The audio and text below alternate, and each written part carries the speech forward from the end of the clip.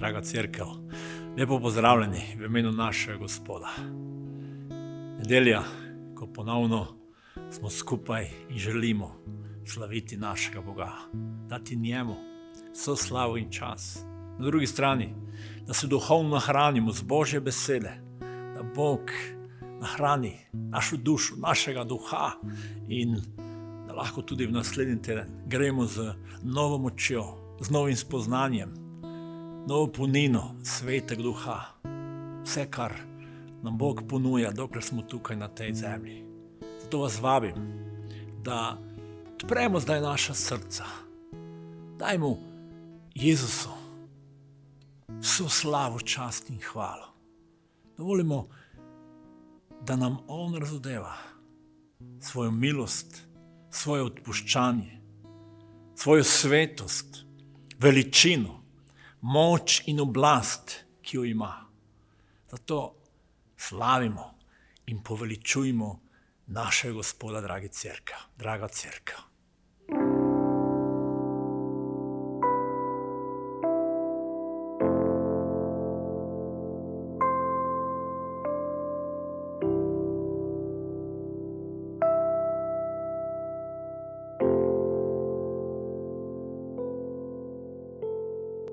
Bog si želi me nad vse, ljubi res silno me, sem kot drevo, ki pod močjo milosti se upogiba.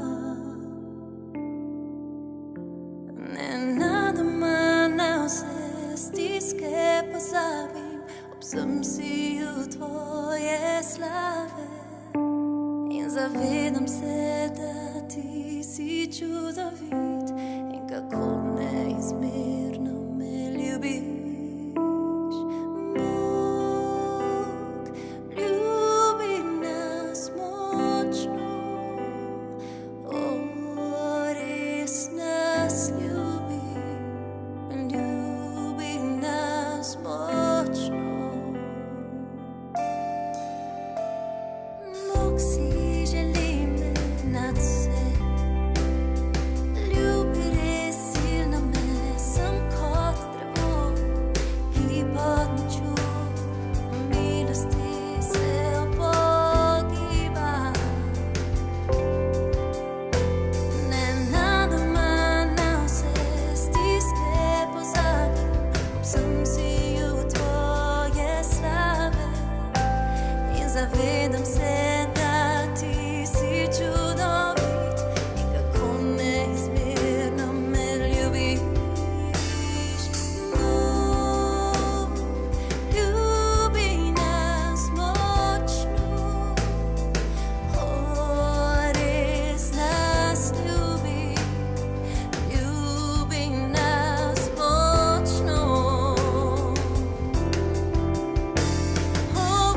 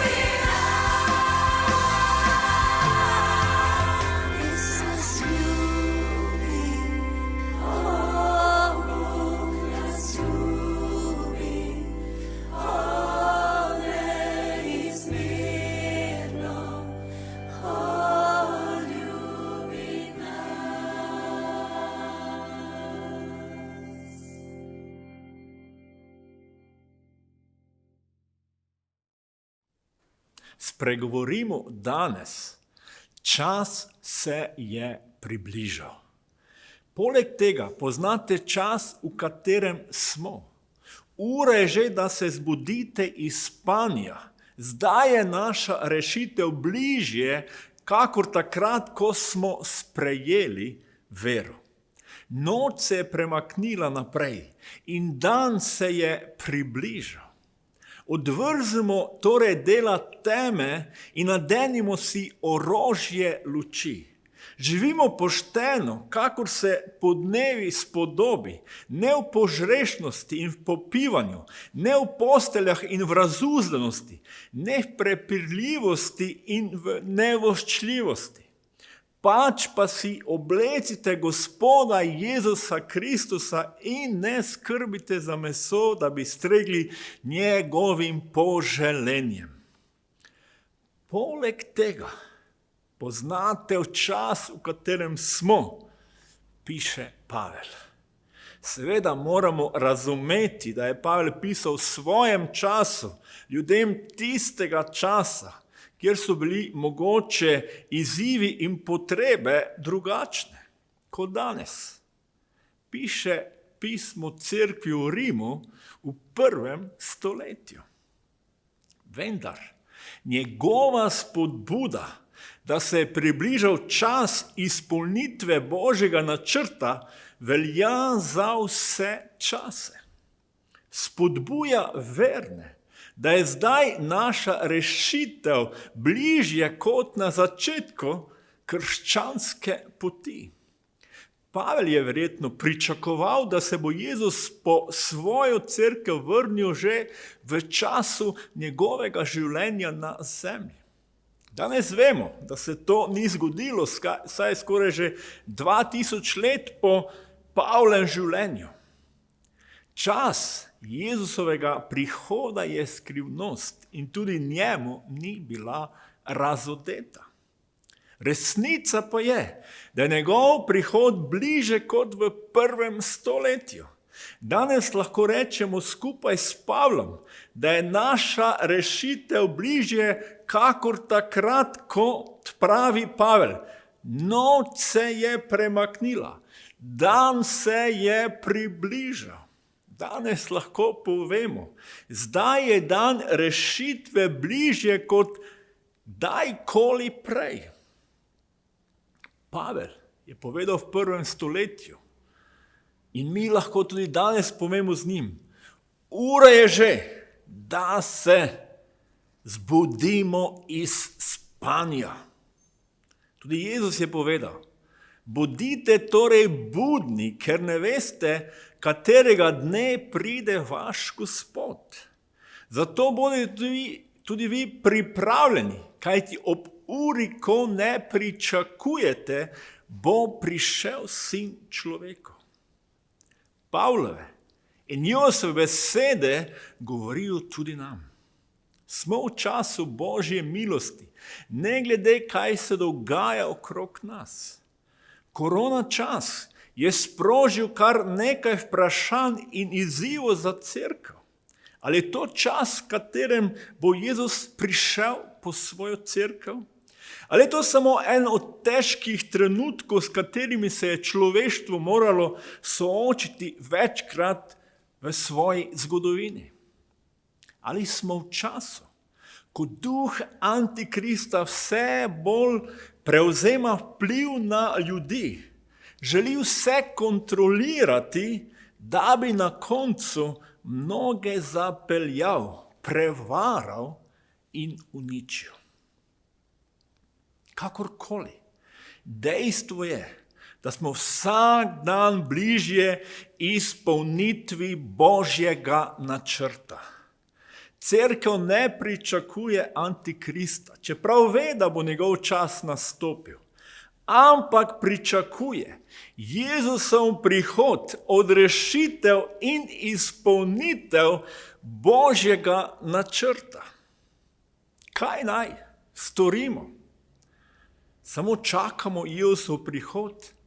Smo na preži in non-stop iščemo znake Antikrista, kdaj bo nastopil čas njegovega razkritja? Vrnimo se, kaj svetuje Pavel. Bodimo budni. Odvrze torej dela teme in nadenite si orožje luči. Živimo pošteno, kakor se podnevi spodobi, ne v požrešnosti in v popivanju, ne v posteljah in v razuzljenosti, ne v prepirljivosti in v nevoščljivosti.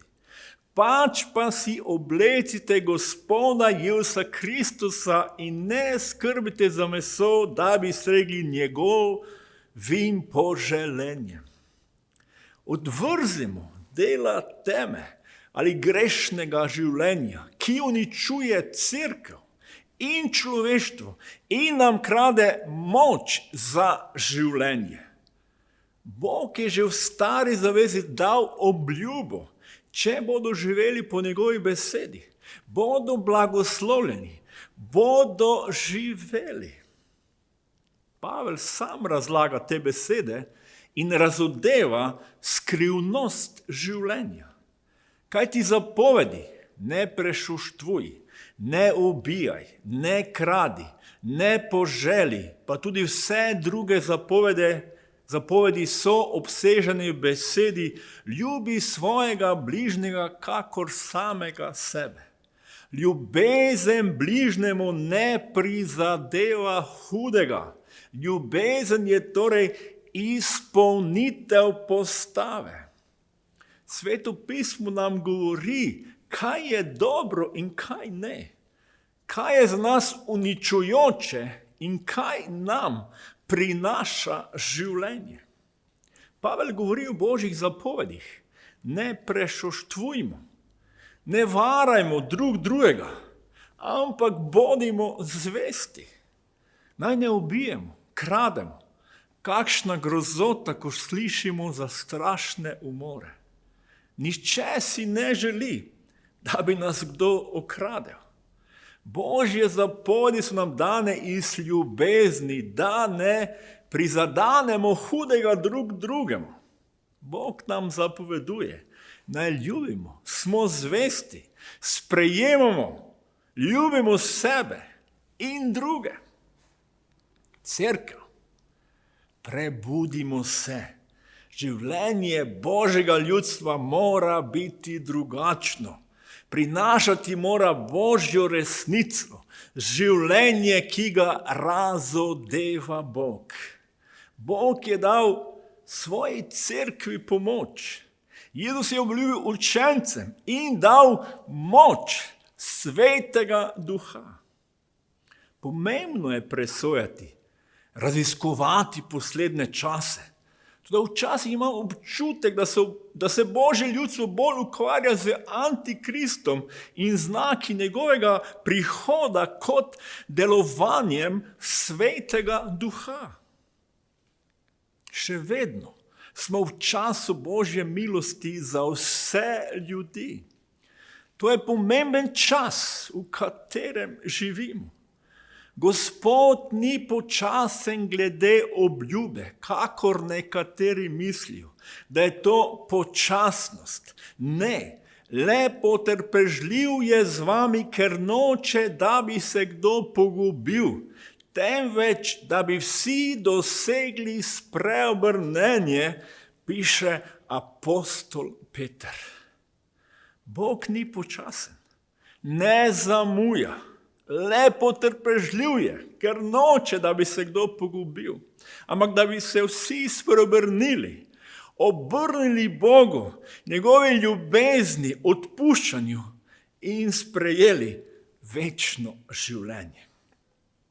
Cerkev je poklicana, da se čim več ljudi odreši. Pavel piše Timoteju, komu predaja štafetno palico evangelija. Rotim te pri Bogu in Kristusu Jezusu, ki bo sodil žive in mrtve pri njegovi pojavitvi in njegovem kraljestvu.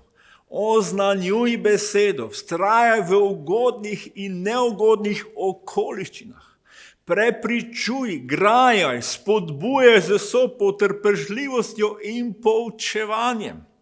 Prišel bo namreč čas, ko nekateri ne bodo prenesli zdravega nauka, ampak si bodo po svojih željah poiskali veliko učiteljev, ker hočejo ustreči svojim ušesom.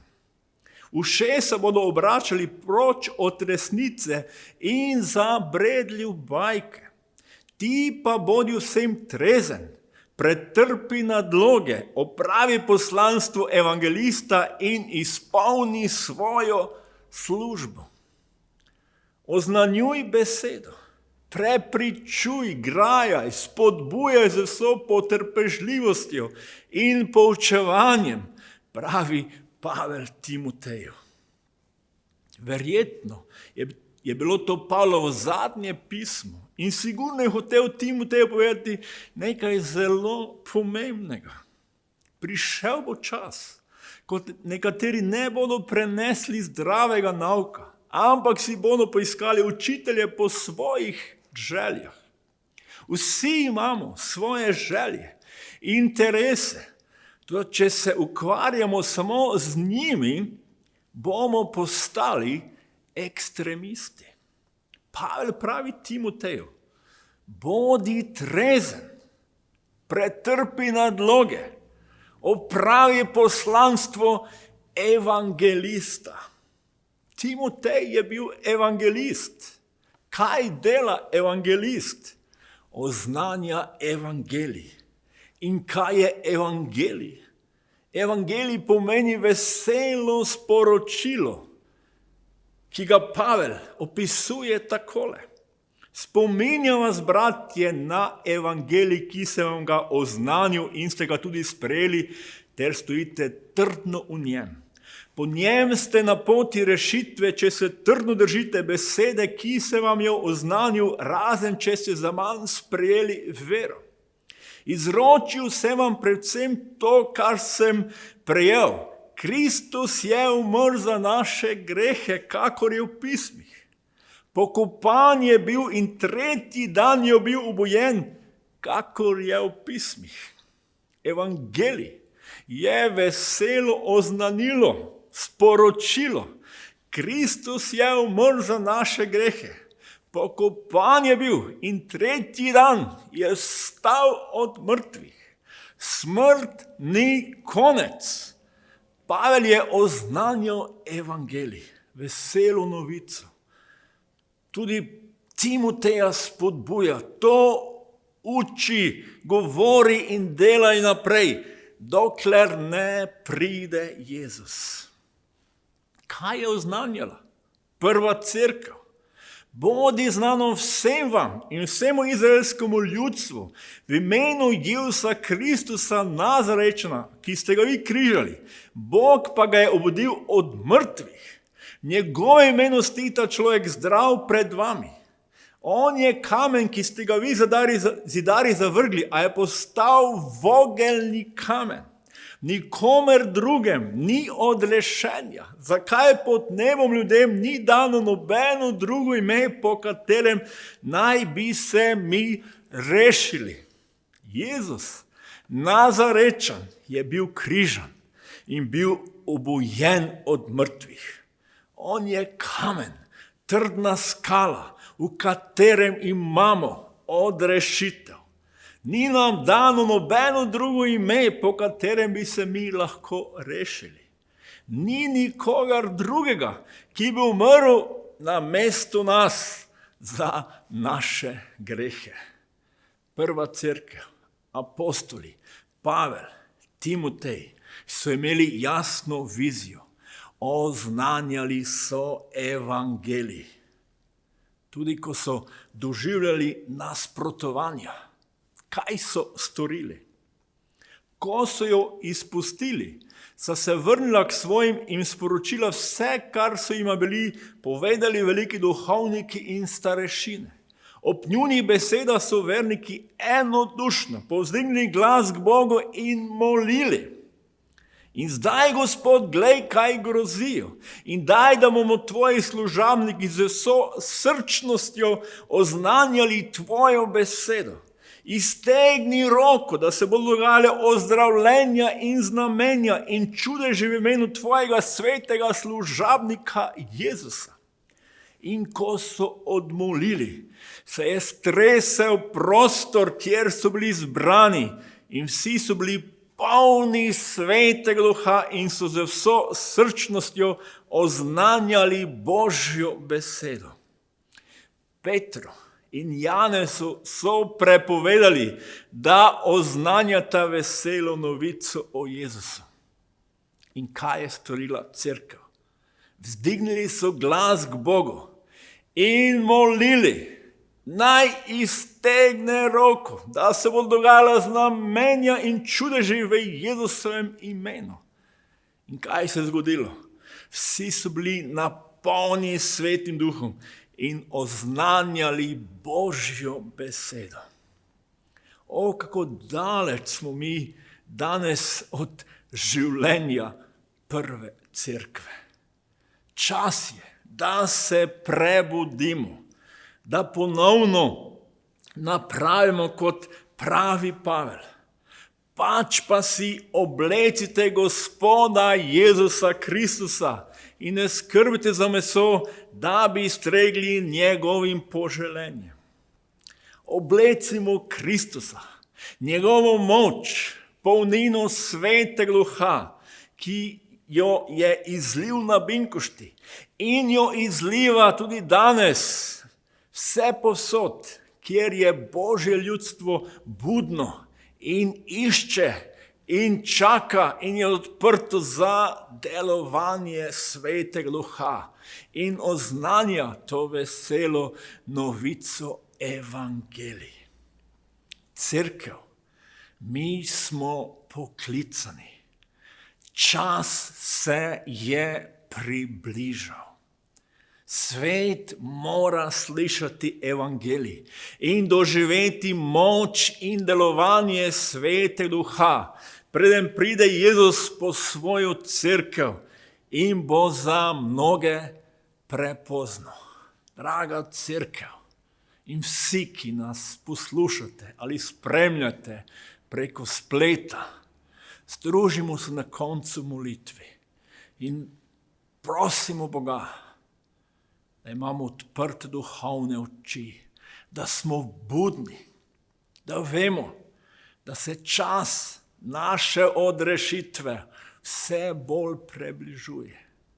In da je naš glavni klic in poslanstvo, da oznanjamo evangelij, to veselo sporočilo vsem ljudem, da je Jezus na križu umrl za naše grehe in vsakemu ponuja odpuščanje, notranji mir, spravo in večno življenje. Bog, Oče, Sin in Sveti Duh, mi se združujemo v molitvi in Sveti Duh deluje na naša življenja, naša srca, da vidimo čas, v katerem živimo.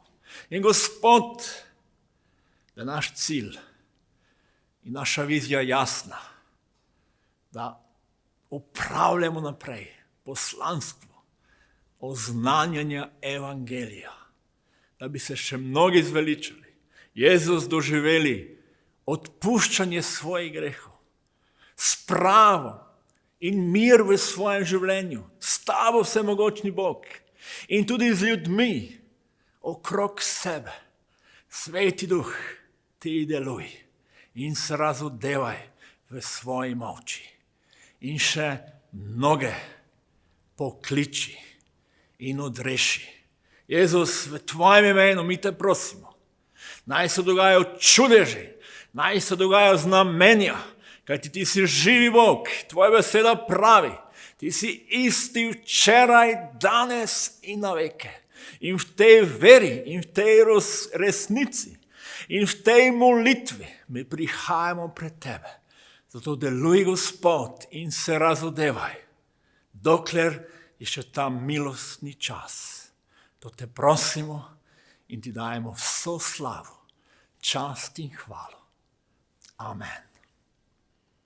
Želim vam blagoslovljeno nedeljo.